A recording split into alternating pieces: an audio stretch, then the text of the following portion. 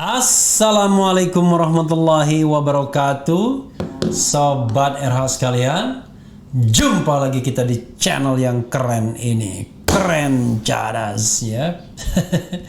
Saya tidak bisa live pada saat video ini diambil, ini live delay karena sedang merelay acara diskusi PKAD ya, Pusat Kajian dan Analisis Data tentang khilafah dan jihad. Mudah-mudahan kita mendapatkan jawaban dari para alim ulama yang menjadi pembicara ya. Saya sendiri tidak paham, tetapi saya hanya merelay berdasarkan permintaan sahabat saya, Ustadz Slamet Sugianto ya. Oke, ini menarik, ada soal klaim dan klaim ya dari Kementerian Lingkungan Hidup dan Kehutanan soal deforestasi hutan di Papua.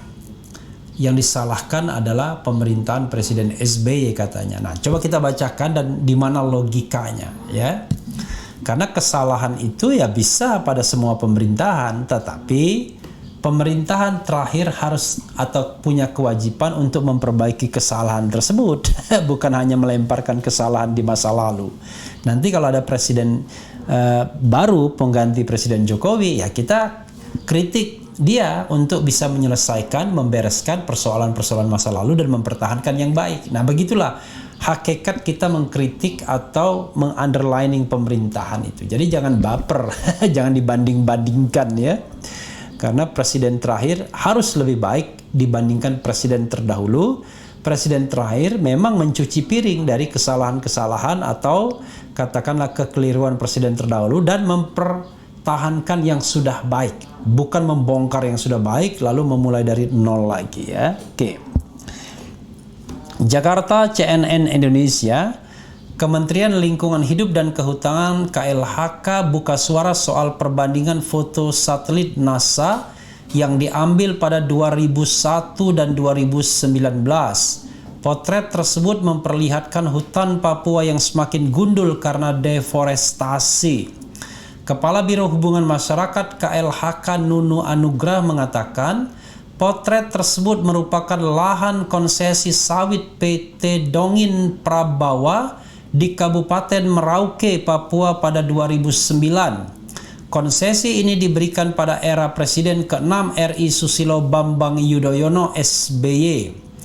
Pelepasan kawasan hutan untuk pembangunan sawitnya diberikan oleh Menteri Kehutanan MS Kaban di era Presiden SBY pada 5 Oktober 2009 seluas 34.057 hektar atau lebih dari setengah luas DKI Jakarta, kata Nunu dalam keterangan tertulisnya Minggu 14 November. Banyak amat.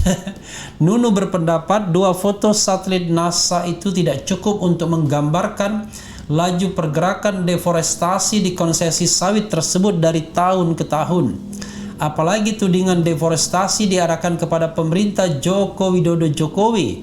Nunu lantas menunjukkan foto liputan satelit secara seris mulai 2009, terhitung sejak pelepasan kawasan hutan untuk izin sawit tersebut diberikan. Dalam foto yang Nunu tunjukkan pada 2009, tutupan hutan di Papua masih hijau.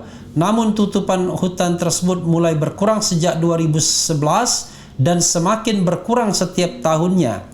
Dia menuturkan deforestasi terjadi pada 2011-2016 ya, separuh masa pemerintahan Jokowi dan separuhnya masa pemerintahan SBY. Jadi 2011, 13, 14, kemudian 14, 15, 16 ya, separuh-separuh 50-50. Data liputan satelit tahunan tersebut sangat penting untuk disajikan agar informasi data satelit tidak terputus. Jika hanya menyajikan foto satelit 2001 dan 2019 saja. Dan gambaran itu jelas membuat persepsi publik yang tidak tepat, ujarnya. Dengan data itu, Nunu menilai tidak relevan jika menyimpulkan wajah hutan Papua gundul akibat deforestasi dengan melihat dua foto satelit 2001 dan 2019, lantaran luas izin konsesi yang diberikan era SBY tersebut adalah seluas setengah DKI Jakarta. Sehingga tidak benar bahwa kesalahan deforestasi dimaksud seperti direkayasa data seolah di era Presiden Jokowi, katanya.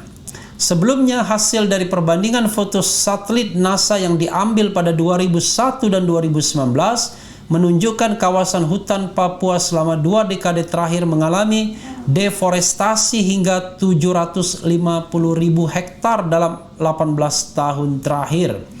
Peneliti penginderaan jauh NASA David Gaffiu menyebut angka tersebut merupakan 2% dari keseluruhan wilayah hutan di Papua.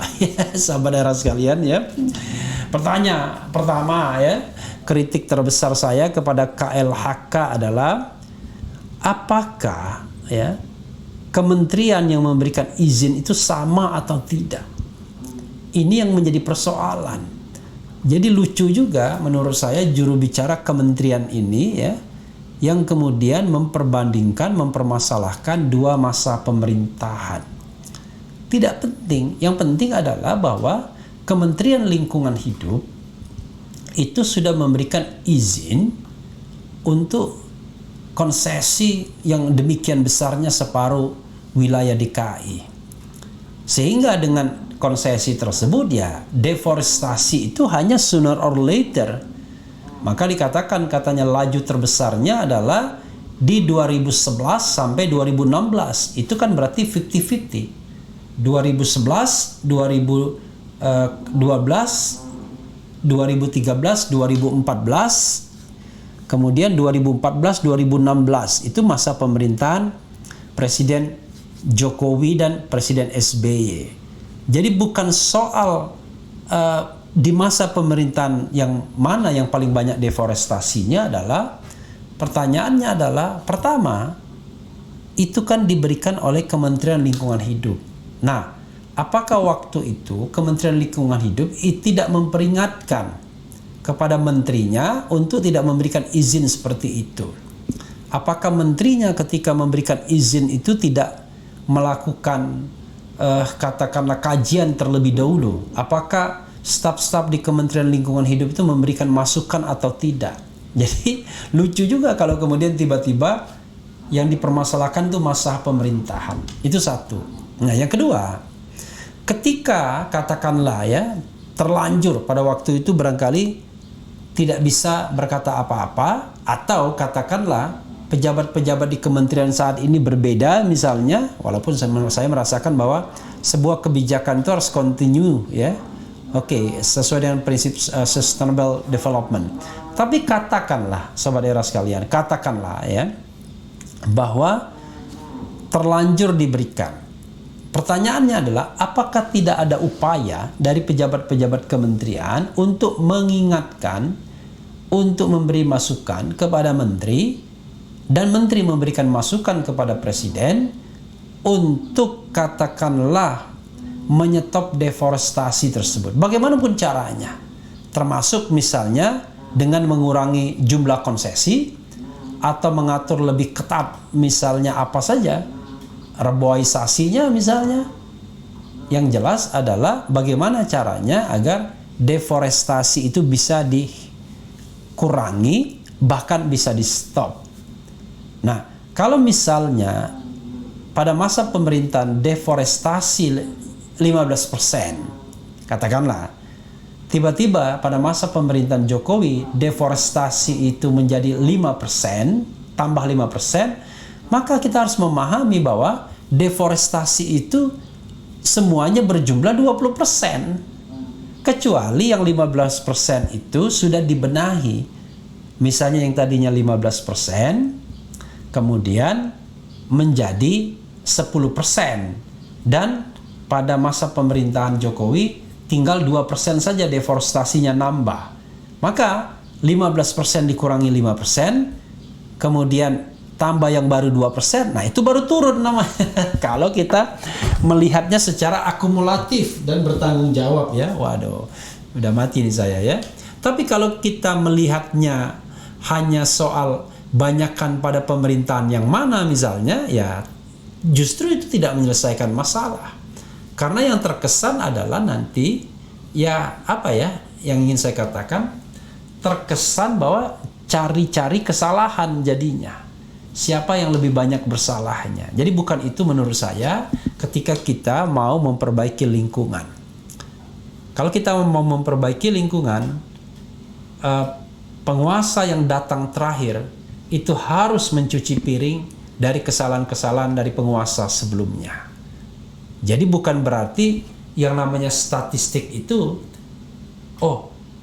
deforestasi zaman SBY 15%, zaman Presiden Jokowi cuma 5%, karena itu grafiknya menurun. Iya, grafik deforestasi akibat ulah rezimnya berkurang, tetapi kalau kita akumulasikan kan jadi 20% akumulasinya.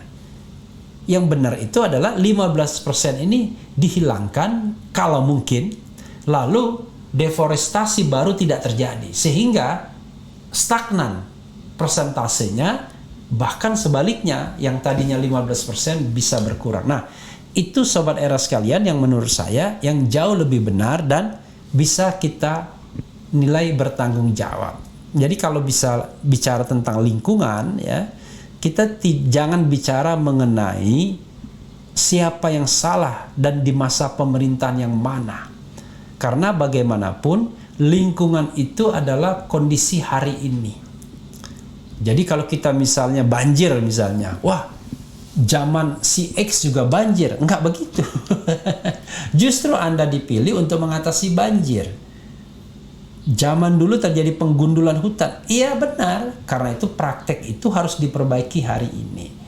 Sehingga ya sangat aneh misalnya ada pendukung pemerintahan Presiden Jokowi yang melaporkan orang yang punya concern terhadap lingkungan dan mempermasalahkan apa yang terjadi saat ini, misalnya soal deforestasi dan lain sebagainya. Jadi concern terhadap lingkungan itu jangan dilihat dari soal serangan terhadap pemerintahan Presiden Jokowi. Aneh menurut saya. Harus dilihat bagaimana lingkungan hidup bersama ini lebih baik dan lebih baik. Untuk itu, saya pribadi misalnya sangat menghargai, sangat mengapresiasi siapapun penguasa, siapapun kepala daerah, siapapun menteri yang memiliki kepedulian terhadap lingkungan. Tidak lip service, benar-benar kepedulian terhadap lingkungan dan berusaha menciptakan lingkungan hidup yang baik, yang bersih, yang sehat.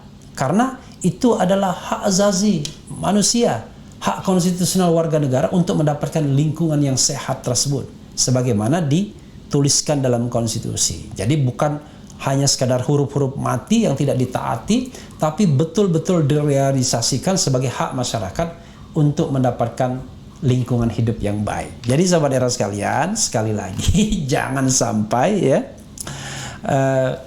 pejabat-pejabat di kementerian itu ikut ayunan kekuasaan. Mereka yang diberikan kewenangan, yang diberikan kekuasaan, kewajiban, tugas untuk menjaga lingkungan, justru ikut ayunan kekuasaan, membanding-bandingkan era pemerintahan, dan hasilnya adalah bahwa Anda ingin dipuji misalnya oleh menteri Anda, oleh presiden, dan lain sebagainya. Jadi jagalah lingkungan ini bersama-sama dan jangan khawatir, jangan takut ya untuk mengatakan yang sebenarnya kepada menterinya misalnya. Kalau memang konsesi itu tidak benar, ya harusnya dievaluasi. Kalau benar, paling tidak direnegosiasi agar dikurangi sehingga laju deforestasi itu tidak bertambah, bisa dikurangi secara signifikan dan kita bisa mendapatkan hutan yang lebih baik. Karena Sobat Era sekalian ya, lingkungan hidup yang bersih sehat itu adalah hak azazi, dan concern umat manusia sekarang ini mengenai climate change akibat lingkungan yang berubah karena adanya yang namanya global warming, pemanasan global. Dikhawatirkan es di kutub mencair. Kalau es di kutub mencair, maka beberapa negara tenggelam dan dampaknya justru juga ke Indonesia. Jangan lupa beberapa daerah itu juga memiliki dataran yang rendah karena ROPS ya, karena perembesan air laut. Misalnya di daerah Jawa Tengah ada beberapa titik di mana perembesan air laut terjadi. Ya, sahabat Era sekalian, itu saja ya. Mudah-mudahan sekali lagi bukan soal berdebat pada era pemerintahan yang mana, tetapi bagaimana concern kita untuk memperbaiki lingkungan hidup ini agar menjadi titipan anak cucu kita untuk kita wariskan kepada mereka, dan itu adalah hak mereka semua. Ya, itu saja. Yang penting tetap di channel ini. Saya tidak bisa membacakan tanggapan karena ini live delay. Yang penting tetap di channel ini. Wassalamualaikum warahmatullahi wabarakatuh.